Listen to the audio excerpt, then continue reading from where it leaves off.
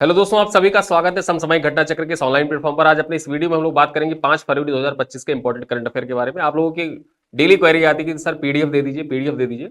तो जो पीडीएफ है अब आप हमारे ऐप पे जाके देख सकते हैं। आप हमारे ऐप पर जाइएगा, वहां पर आपको current affairs video lecture PDF and test के नाम से एक वहां पर स्लॉट दिखेगा। उस पर जब आप क्लिक करेंगे तो वहां पर वीडियो का भी लिंक दिया हुआ है और साथ साथ उसके बगल में उसका पीडीएफ का लिंक दिया हुआ है। तो यूट्यूब पे आप वीडियो देखने के बाद वहां पर जाके अगर जो आप वीडियो देखना चाहते हैं वहां वीडियो भी देख सकते हैं और साथ ही साथ पीडीएफ को भी वहां से एक्सेस कर सकते हैं। पीडीएफ को देखकर आप रिवीजन कर सकते हैं। और यहाँ पर डेली मैं आपको बताता हूँ कि अपने इस वीडियो में हम लोग प्रीलिम्स के फैक्ट डिस्कस करते हैं, साथ ही साथ जो मेंस के लिए इंपॉर्टेंट डाटा हो सकते हैं या जो वैल्यू एडेड मटेरियल हो सकते हैं, साथ ही साथ जो केस स्टडी से रिलेटेड टॉपिक होते हैं वो सब अपनी इस वीडियो में लोग चर्चा कर लेते हैं। और ये वीडियो आपके लिए बहुत इंपॉर्टेंट है। इसमें Dainik Jagran, the Hindu, Indian express, DD news, PIB, ANI तथा अन्य विविध समाचार पत्रों से खबरें निकाल के आपके समक्ष प्रस्तुत की जाती हैं। आइए देखते हैं सबसे पहले हमारा आज का पहला प्रश्न क्या है। ठीक है, सबसे पहले देखते हैं पहला टॉपिक क्या है। पहला टॉपिक है global justice love and peace summit. ठीक है, global justice love and peace summit है, इसके बारे में है। तो यहां पर जान लेते हैं इसके बारे में कुछ इंपॉर्टेंट पॉइंट्स हैं, उनके बारे में चर्चा कर लेते हैं। और यहां पर देखा जाए तो नोबेल पुरस्कार विजेता जो है वो सम्मिलित होंगे। भारत की ओर से बाबा रामदेव, कैलाश सत्यार्थी इत्यादि सम्मिलित होने वाले हैं। तो यहां पर सबसे पहले ये देख लेते हैं कि वैश्विक न्याय, प्रेम एवं शांति शिखर सम्मेलन जो होगा वो कहां पर आयोजित किया जा रहा है। तो सबसे पहले देखें कब आयोजित किया जा रहा है। 12 से 13 अप्रैल यानी 2 दिवसीय है। 12 से 13 अप्रैल 2025 को global justice love and peace summit का आयोजन Dubai exhibition centre expo city में किया जा रहा है। मतलब दुबई में इसका आयोजन किया जाएगा। परीक्षा वहां से डायरेक्टली पूछ सकता है कि global justice love and peace summit का आयोजन कहां पर किया जा रहा है। दुबई में इसका आयोजन किया जा रहा है। कब किया जा रहा है?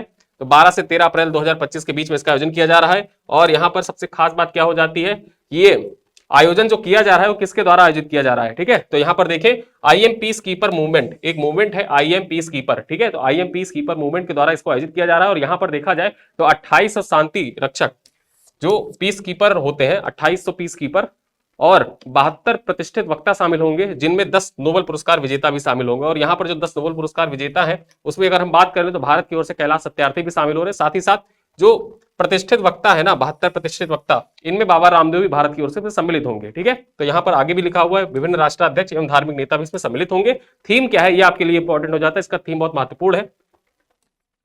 इसका थीम है एक ग्रह एक आवाज। ठीक है, वन प्लेनेट वन वॉइस, वैश्विक न्याय, प्रेम और शांति, ये इसका थीम है। और इस थीम को आप याद रखिएगा, आपके परीक्षा के दृष्टिकोण से बहुत ही महत्वपूर्ण है। चलिए देखते हैं अगली खबर क्या है। अगली खबर सुर्खियों में रहा, न्यूज़पेपर में छाया रहा कि अवैध प्रवासी भारतीयों को अमेरिका ने वापस भेजा। जो अवैध प्रवासी भारतीय अगर हम बात करें अमेरिका में, अगर हम प्रवासी जो वहां के मतलब अवैध प्रवासी हैं उनके बारे में, संख्या के बारे में बात कर लें तो लगभग 40 लाख संख्या है मैक्सिको के जो प्रवासी हैं अमेरिका भाग जाते हैं। ठीक है, डंकी फ्लाइट, आपने डंकी मूवी देखी होगी, तो डंकी फ्लाइट्स का यूज करके जो अवैध प्रवासी वो किसी तरह अमेरिका जाना चाहते थे। तो संख्या देखा जाए तो मैक्सिको सबसे ज्यादा मैक्सिको के है। फिर उसके बाद अगर हम बात करें तो यहां पर 7.5 लाख यानी कि 7,50,000 के करीब है अल सल्वाडोर के। कहां के? El Salvador.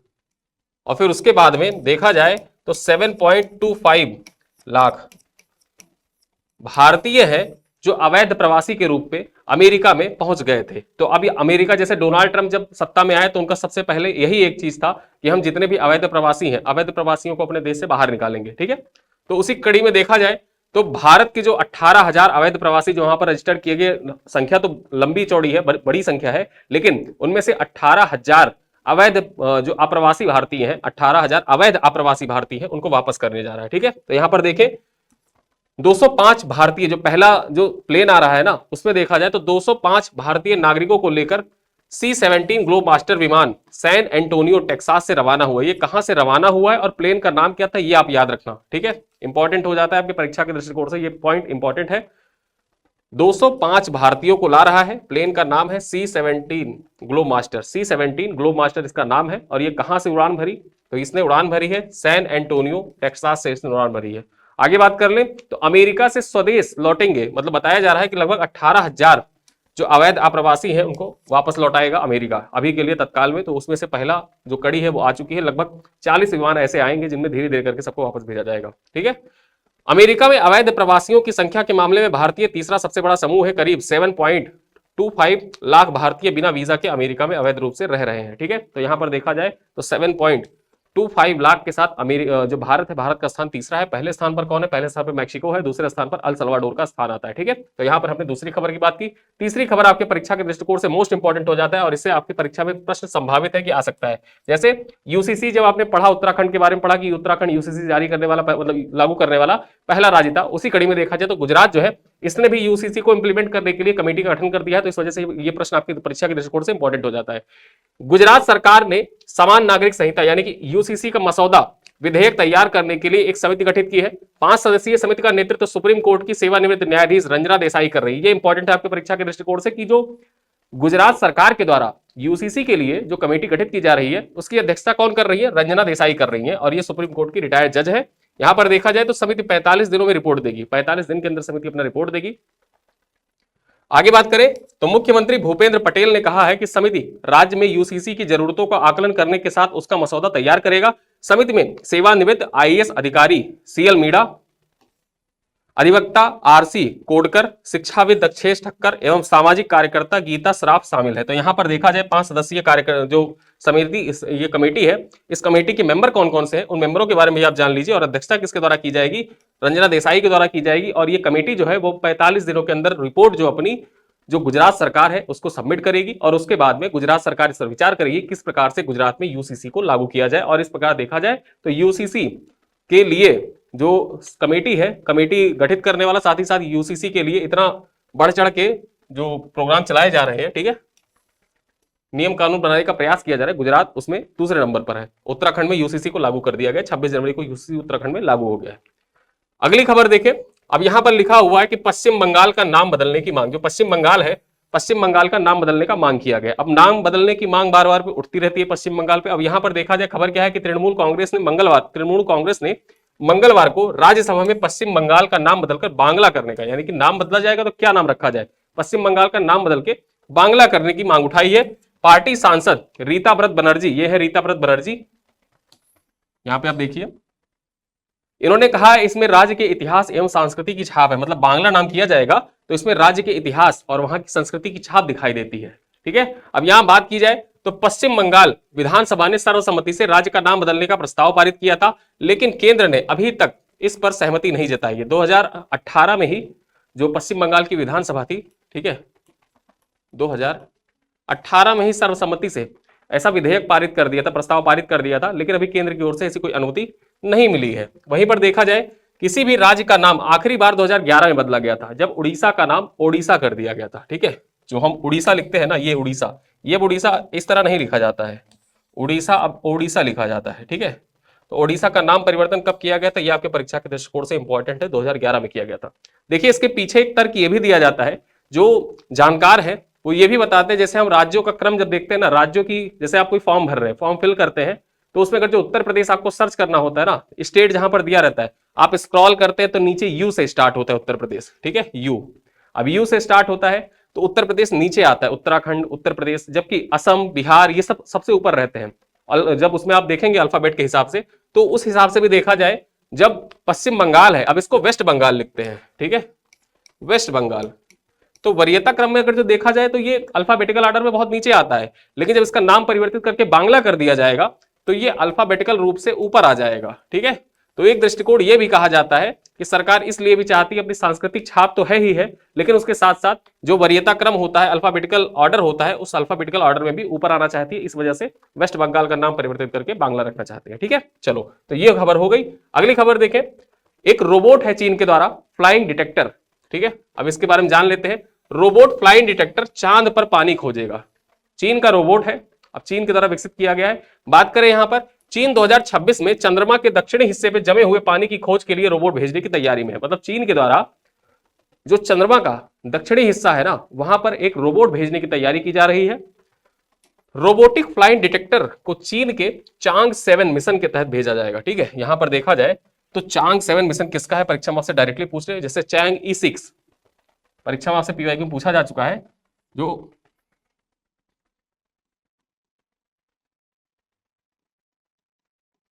Chang E6, Chang 6, ये सब मिशन किसके हैं, तो ये सब मिशन चीन के हैं, ठीक है। तो उसी प्रकार से अगर जो देखा जाए तो ये जो चैंग 7 मिशन है ये किसका है, परीक्षा में से डायरेक्टली पूछ सकता है। तो चैंग 7 मिशन जो है ये चीन का मिशन है और यही इसी मिशन के द्वारा क्या किया जाएगा, जो दक्षिणी ध्रुव है, ठीक है, दक्षिणी ध्रुव पर जो पानी है, पानी की खोज वहां पर की जाएगी। अब यहाँ पर एक बात ये भी इंपॉर्टेंट है कि रोबोटिक फ्लाइंग डिटेक्टर जो है ये चीन चैंग 7 मिशन के हिस्से के रूप में चंद्रमा के दक्षिणी ध्रुव पर ही तैनात किया जाएगा, यानी कि दक्षिणी ध्रुव पर ही इसको तैनात भी किया जाएगा। आगे बात करें, चीनी अंतरिक्ष विशेषज्ञों ने बताया है कि चांद पर बर्फ, ठीक है, चांद पर बर्फ की खोज दक्षिणी ध्रुव पर एक अनुसंधान आधार बनाने की तैयार करने के लिए इसके हिस्से के रूप में इसको विकसित किया गया है, ठीक है। तो यहाँ पर ये जो फ्लाइंग डिटेक्टर है ये इंपॉर्टेंट हो जाता है आपके परीक्षा के दृष्टिकोण से, बहुत ही महत्वपूर्ण है। और चीन के द्वारा ये भेजा जा रहा है, चंद्रमा के दक्षिणी ध्रुव पर भेजा जाएगा जहां पर ये पानी की खोज करेगा, ठीक है। और ये उड़ने वाला रोबोट है, ये याद रखना, फ्लाइंग डिटेक्टर जो है ये उड़ने वाला रोबोट है, हेलीकॉप्टर के शेप में ये है। अगली खबर देखें, ब्रूस रिडेल की पुस्तक। अब ब्रूस रिडेल की एक पुस्तक है, ये चर्चा में आ गई। लोकसभा में नरेंद्र मोदी जी अपना वक्तव्य दे रहे थे तो उन्होंने विदेश नीति को समझने के लिए राहुल गांधी जी को एक किताब का जिक्र किया कि आप इस किताब को पढ़िएगा। तो वो मतलब उन्होंने दूसरे सेंस में कहा था, लेकिन ये किताब चर्चा में आ गई तो इस वजह से ये इंपॉर्टेंट हो जाता है। जो अमेरिका के जॉन एफ कैनेडी थे राष्ट्रपति, जब अमेरिका के राष्ट्रपति जॉन एफ कैनेडी की भारत यात्रा के विषय में संदर्भ जो है उनके संदर्भों को बताया गया है इस मतलब किताब में। अब यहां पर देखा जाए तो ब्रूस रिडेल की पुस्तक JKF forgotten crisis, Tibet the CIA and Shino India वार, ये किताब का नाम है, याद रखना।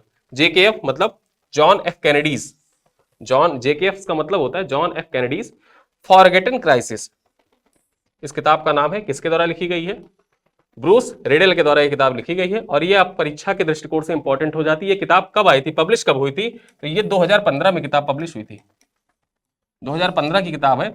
और विदेश नीति को समझने के लिए मोदी जी ने कहा राहुल गांधी जी को कि आप इस किताब को पढ़िएगा, ठीक है। तो यहां पर देखा जाए इसमें क्या किन चीजों का जिक्र किया गया इस किताब में, तो भारत चीन युद्ध के चंद महीने पहले मार्च 1962 में अमेरिकी राष्ट्रपति जॉन एफ कैनेडी की भारत यात्रा के संदर्भ में इस पुस्तक में कई खुलासे किए गए हैं, ठीक है।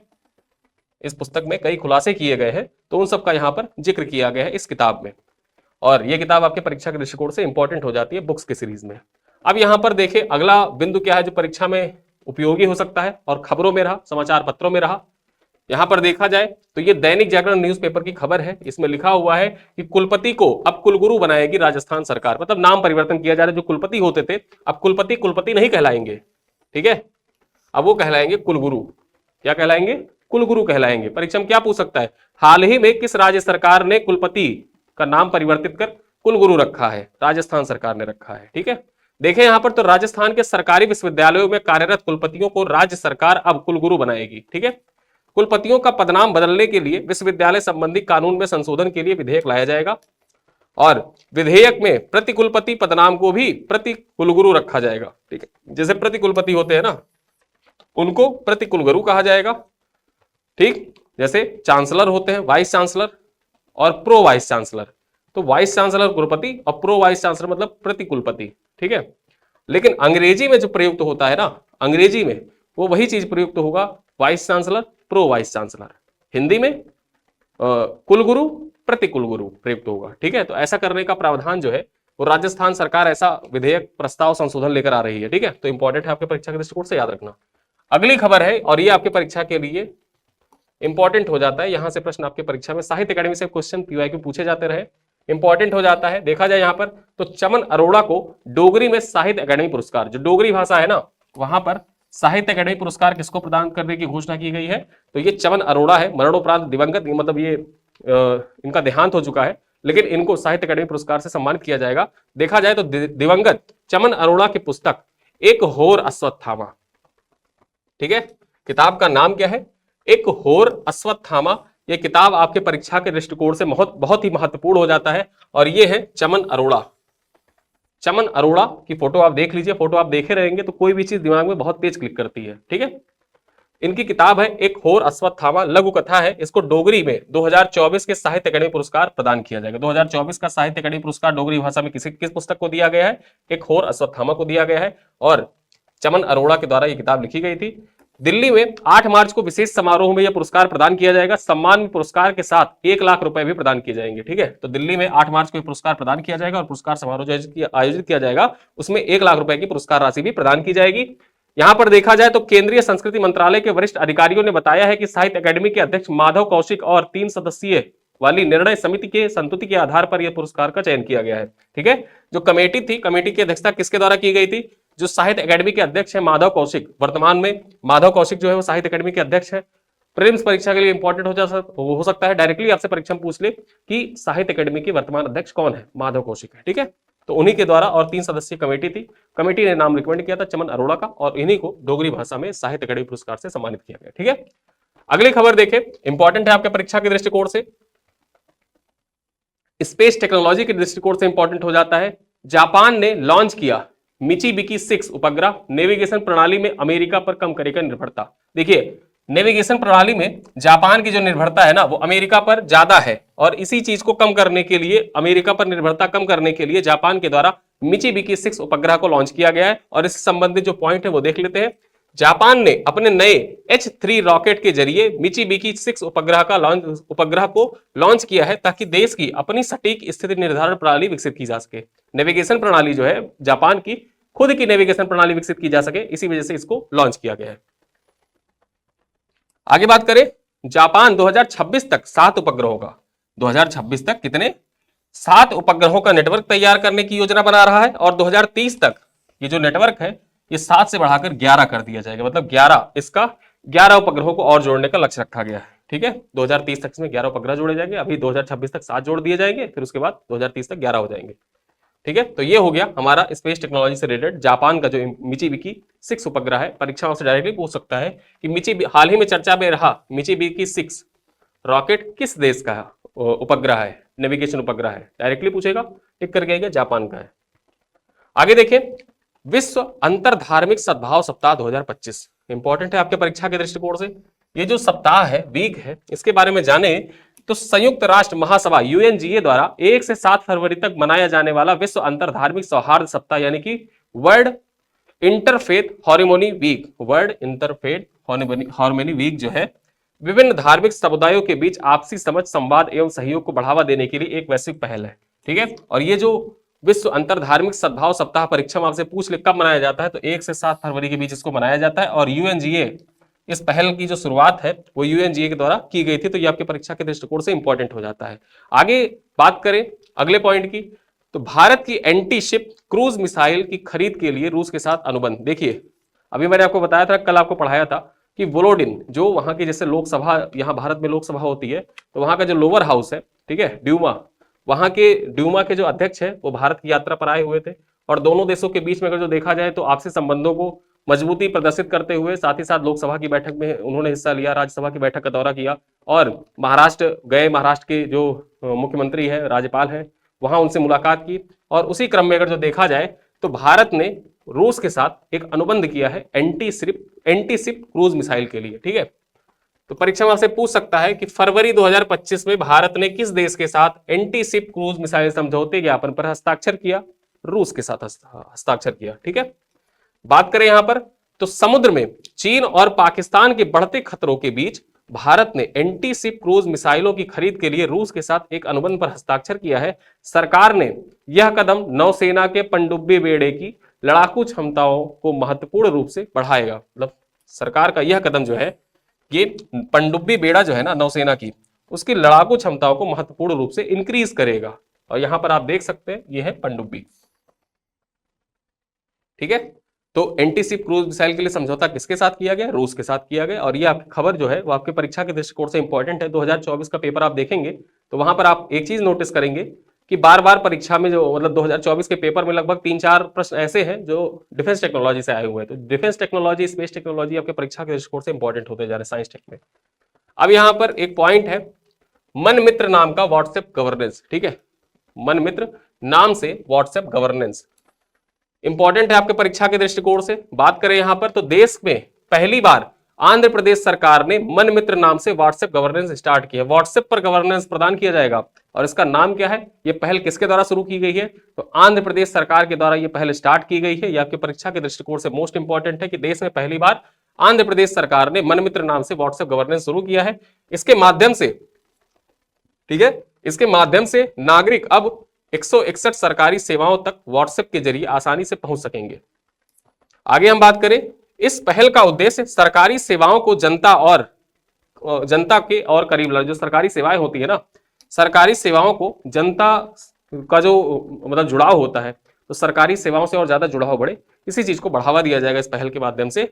और बात करें, यह सेवा मेटा के सहयोग से विकसित की गई है। जैसे फेसबुक था ना, तो फेसबुक का नाम अब परिवर्तित करके मेटा कर दिया गया, ठीक है।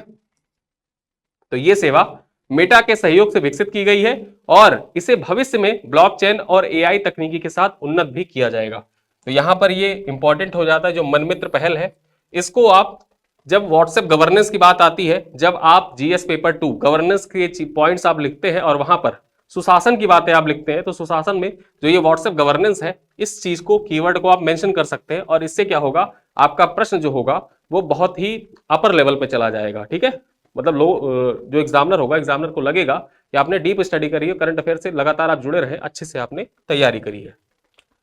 अगली खबर देखें, फिटजी ग्लोबल स्कूल के एस्ट्रोसीड पिको सैटेलाइट, जो एस्ट्रोसीड पिको सैटेलाइट है, इसको ब्रह्मांड में लॉन्च किया है। यहां पर बात करें तो चेन्नई स्थित फिटजी ग्लोबल स्कूल के प्रतिभाशाली और महत्वाकांक्षी छात्रों ने हाल ही में अपने पहले इन हाउस पिको सैटेलाइट का सफलता पूर्वक लॉन्च करके एक शानदार वैज्ञानिक उपलब्धि हासिल की है, ठीक है। तो ये इंपॉर्टेंट हो जाता है कि पहले इन हाउस पिको सैटेलाइट को सफलतापूर्वक कहां के किस स्कूल के विद्यार्थियों के द्वारा लॉन्च किया गया है, तो चेन्नई स्थित फिटजी ग्लोबल स्कूल के विद्यार्थियों के द्वारा लॉन्च किया गया। यहां पर आप देख सकते हैं, ठीक है।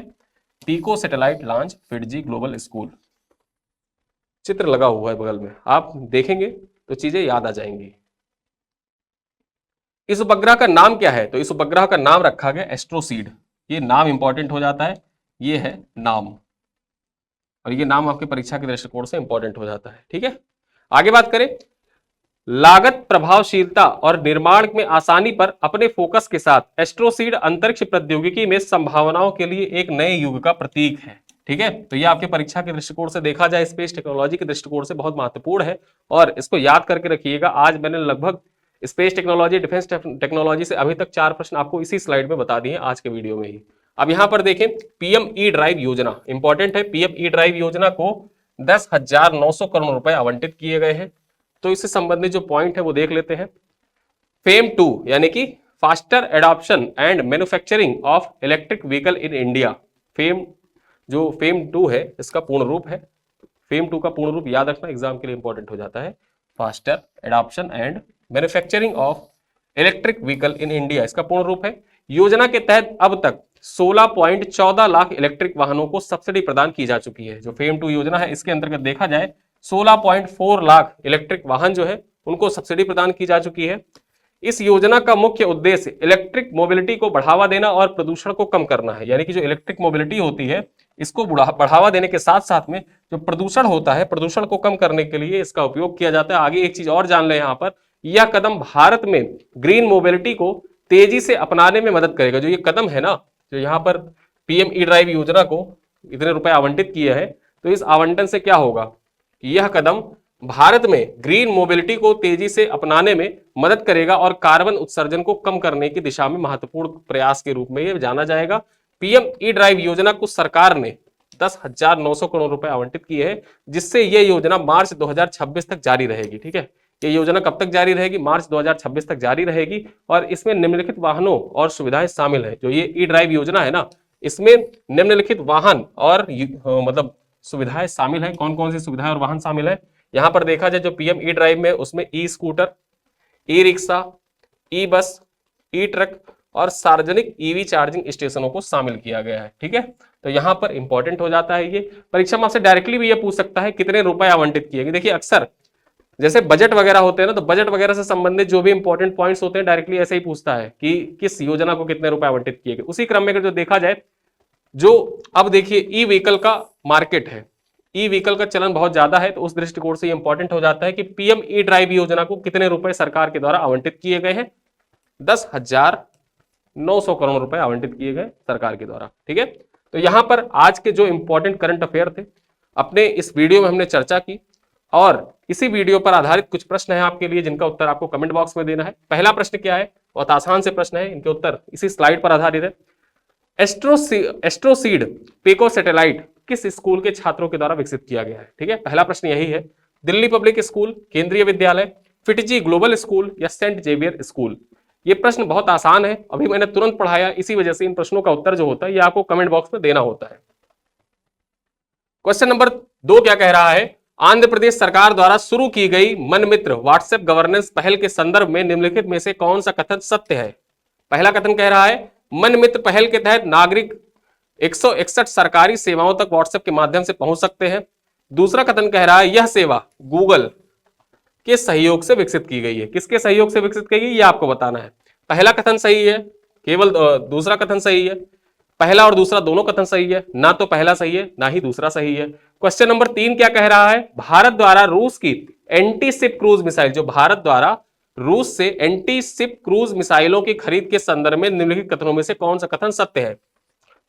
पहला कथन कह रहा है कि भारत ने समुद्री खतरों से निपटने के लिए रूस के साथ एंटी शिप क्रूज मिसाइल की खरीद का अनुबंध किया है।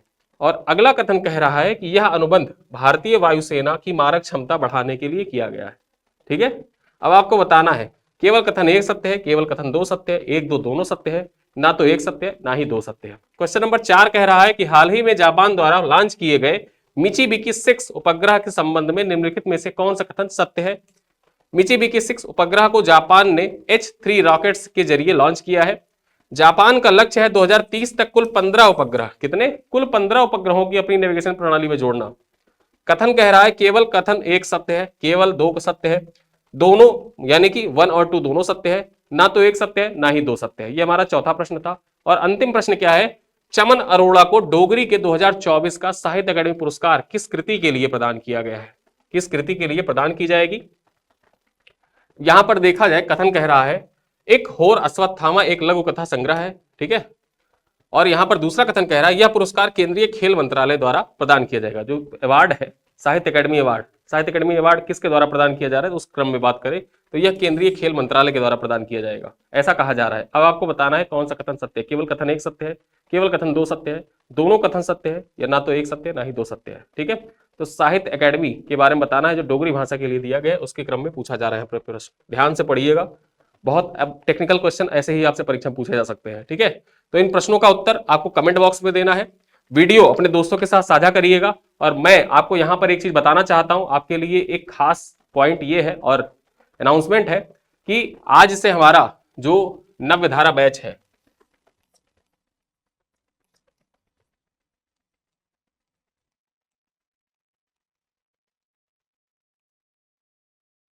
नवधारा बैच है आरओ के लिए, ये स्टार्ट हो चुका है। ठीक है,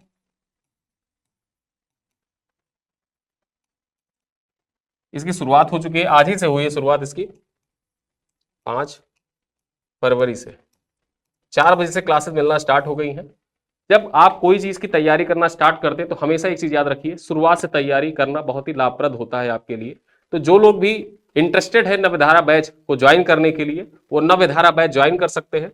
और हमारे एप्लीकेशन पर साथ ही साथ इसी यूट्यूब चैनल पर आप वीडियोस के सेक्शन में जाएंगे तो बहुत से वीडियो नवधारा बैच के से रिलेटेड जानकारी के बारे में है। और साथ ही साथ आप हमारा कम्युनिटी जो है व्हाट्सएप कम्युनिटी नवधारा बैच का ज्वाइन कर सकते हैं। मैं पर्सनली नवधारा बैच की कम्युनिटी में ज्वाइन हूं पहले से ही। और जो लोग कोई क्वेरी हो किसी टॉपिक से रिलेटेड या किसी पॉइंट से रिलेटेड या ऐप से रिलेटेड या करंट अफेयर से रिलेटेड, तो वहां नवधारा बैच का जो कम्युनिटी है वहां पर आप लोग पूछ सकते हैं अपने सवालों को। ठीक है, तो यहां पर आप सबसे पहले काम करिएगा, आप लोग जो नवधारा बैच की कम्युनिटी है उस कम्युनिटी को ज्वाइन कर लीजिए। वहां पर क्या होगा कि वहां पर आपको जितने भी इंपॉर्टेंट करंट अफेयर के पॉइंट्स वगैरह होते हैं या वीडियोस वगैरह होते हैं, कुछ पीडीएफ्स वगैरह जो आते हैं, ठीक है, तो उनको भी वहां शेयर कर दिए जाते हैं। साथ ही साथ आप एक सूचना और भी है, जो क्लास की पीडीएफ है, क्लास पीडीएफ पढ़ने के लिए आप ऐप पे जाइएगा, ऐप विजिट करिएगा, वहां पर रिवीजन के लिए आपको पीडीएफ मिल जाएगी, आप पीडीएफ का रिवीजन करते हुए चलेंगे। ठीक है, तो इन्हीं सब पॉइंट्स के साथ मैं यहां पर अपना ये वीडियो समाप्त करता हूं। साथ ही साथ एक चीज चलते चलते बताया जा रहा हूं कि 15% का जो ऑफ था वो अभी भी एक्टिवेट है, और ये एक्टिवेट है अभी भी, आज के लिए एक्टिवेट है, क्योंकि आज क्लास स्टार्ट होनी थी। कुछ लोगों का मैसेज आ रहा था कि सर क्लास हमको लेनी है, परचेज करनी है, क्लास स्टार्ट हो चुका है। शुरुआत से तैयारी करने के लिए जुड़ना चाहते हैं तो आप जुड़ सकते हैं हम लोगों के साथ में। 15% का डिस्काउंट अभी भी एक्टिवेट है, आप ले सकते हैं, बैच परचेज कर सकते हैं। और इसी के साथ मैं ये वीडियो यहीं पर समाप्त करता हूँ। वीडियो कैसा लगा बताइएगा, अपने दोस्तों के साथ साझा करिएगा, पसंद आए तो लाइक जरूर किया करिए, कमेंट किया करिए, बताया करिए वीडियो कैसा है, क्या सुधार किया जा सकता है, सारी चीजें आप लिख सकते हैं। मैं आपके व्यक्तिगत कमेंट डेली पढ़ता हूँ। ठीक है, इसी के साथ ये क्लास यहीं पर खत्म होती है। मिलते हैं अगले वीडियो, तब तक के लिए धन्यवाद।